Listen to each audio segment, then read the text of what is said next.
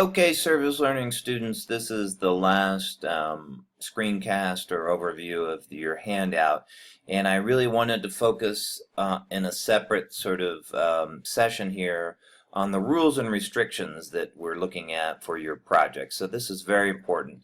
And as you can see, I'm in the part of our course where we're in lessons in unit number 2 in the resources area for proposal and action plan, and I'm in the project proposal guidelines. Here towards the bottom, man, that's a lot of text to go through.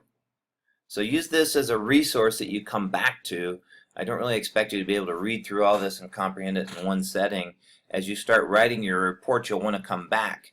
But for now, I do want to stress a few things because you're brainstorming and thinking about potential projects you might want to do, and what you don't want to have happen is a proposal that goes forward and then I have to tell you that it's not really going to work because it doesn't meet the criteria either for the course or for a service learning project or community-based learning project. So let's go over this real quickly. Rules and restrictions for service projects. First of all, you'll note that there's a 15-hour requirement for your actual service component of the course, and this is built into that 4141 board policy credit hour definition that is part of your course. So it's already determined that there is a certain amount of classwork that will actually be your service related activities, and we generally say 15 hours. That's kind of a common number. We had a Service Learning Institute on campus at the beginning of the summer, and that's pretty typical for a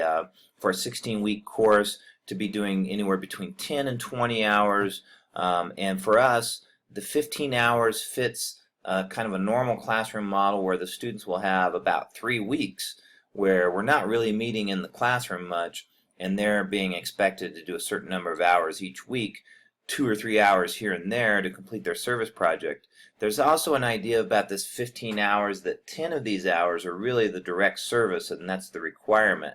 You're interacting with people, you're working with people, and when you get to that third assignment, or I'm sorry, the second major assignment, which is your progress reports that emerge from your actual service. So this will be after July 4th and after you've submitted your proposal and you're actually doing your service, you have to account for your hours. And so your community partner will fill out this form. We'll go over all this very fully when we get to that part of the course, but just so you know, they'll fill out a form, they'll account for your hours, and about 5 of those 15 hours can be driving, prep, setting up your activities, elements that are not necessarily direct service. So I think that should be fairly flexible for you this summer. Probably you're not going to want to plan on doing a 15-hour stretch. You're going to want to break it up over a couple of days.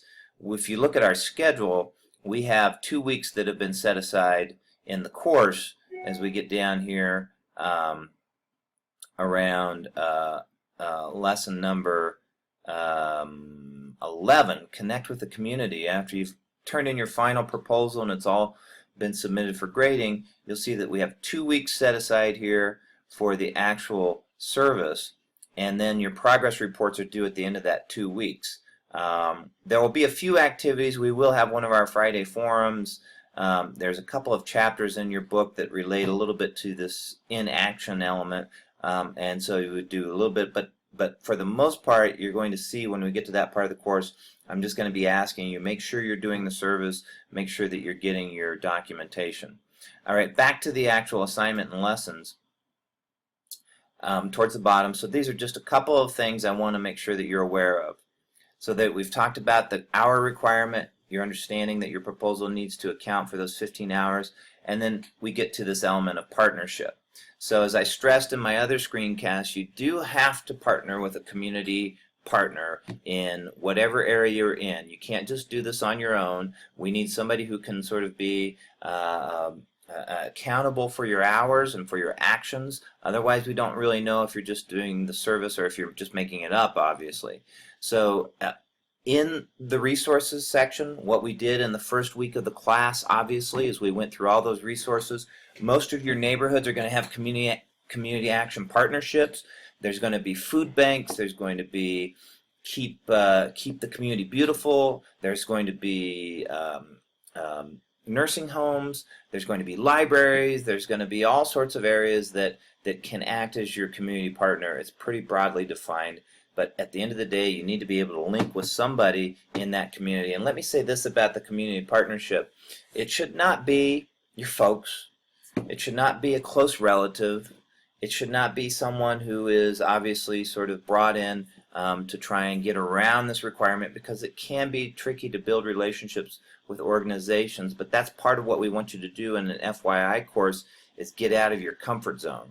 So I'll give you one very specific example. I had a student who wanted to, as part of her service project, do some daycare, help provide some daycare, and she wanted to help a friend who was operating a daycare in a small community not far from Chadron. And we went back and forth on this and struggled, and it just really didn't fit a community-based learning project.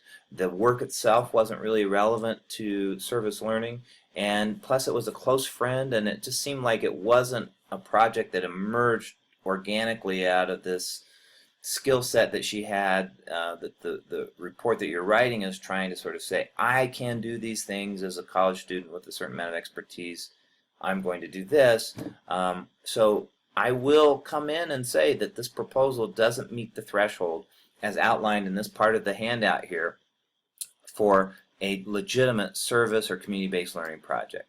So this element in the partnerships, it talks about how to determine if this meets this threshold. There's a link here. High schools, colleges have gone through this. They've developed some sort of criteria and guidelines for what constitutes service learning. There's a National Service Learning Clearinghouse, but for the most part, you want to be aware that we're meeting these goals. It's an inquiry-guided learning. It's significant service. It's not just emptying trash or doing things like that, but it's something that you bring in and plan and provide something that is more of a full partnership rather than just being put to work.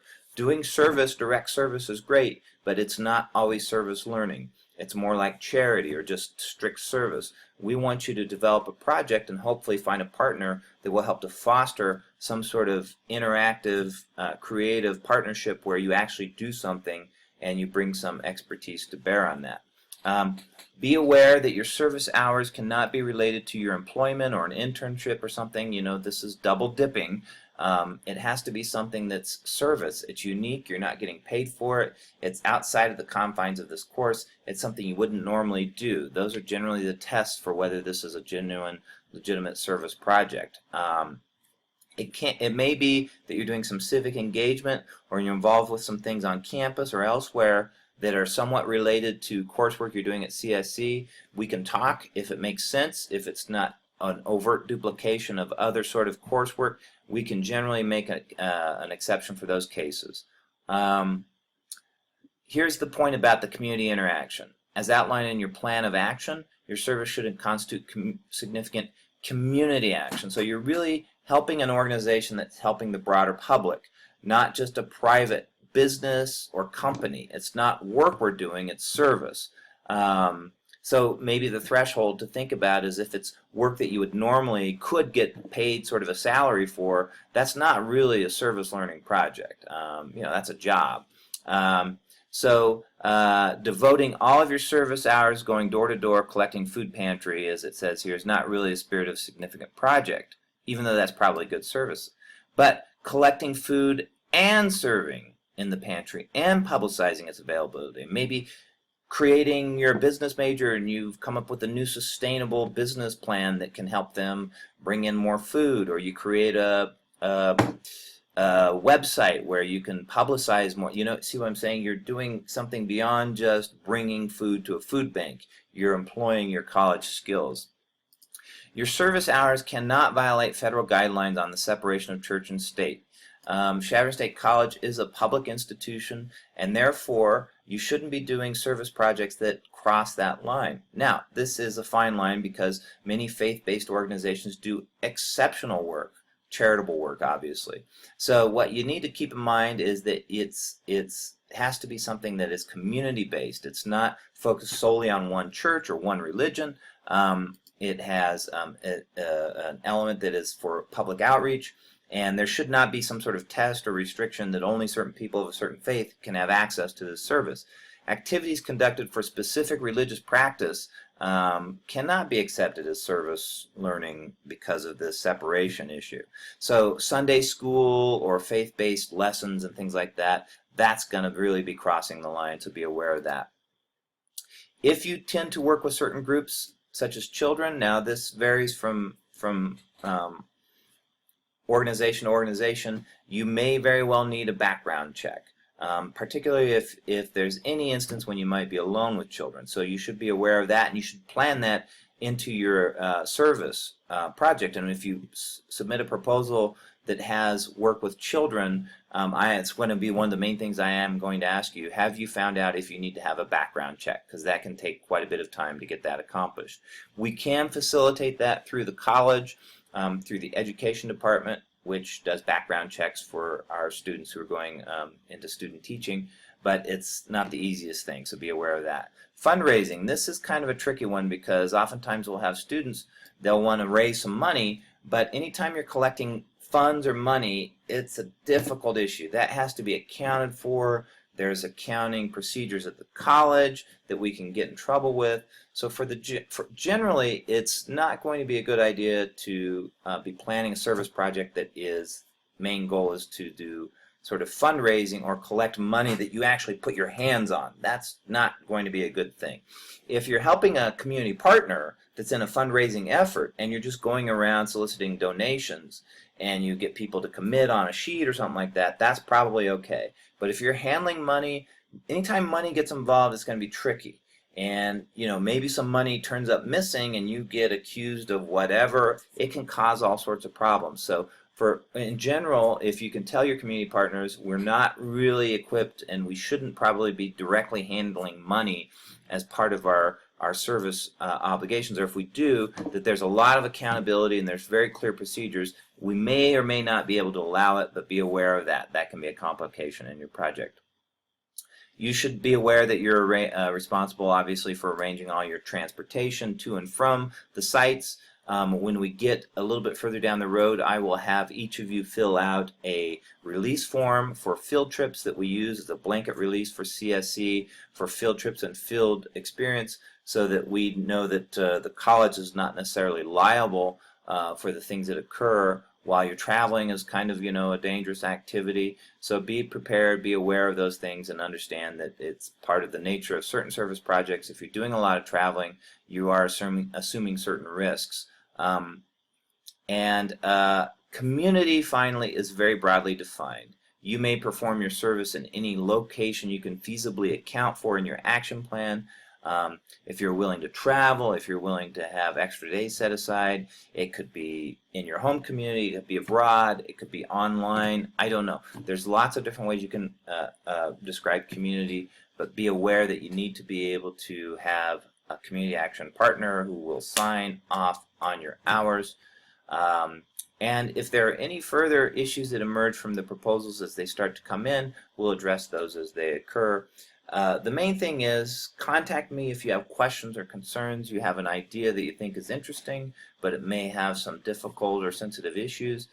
Let's talk about it. And if it's not feasible to do this summer, then we'll come up with an alternative. It's probably a good idea to have some backup plans in place in case the first service project that you really want to do falls through.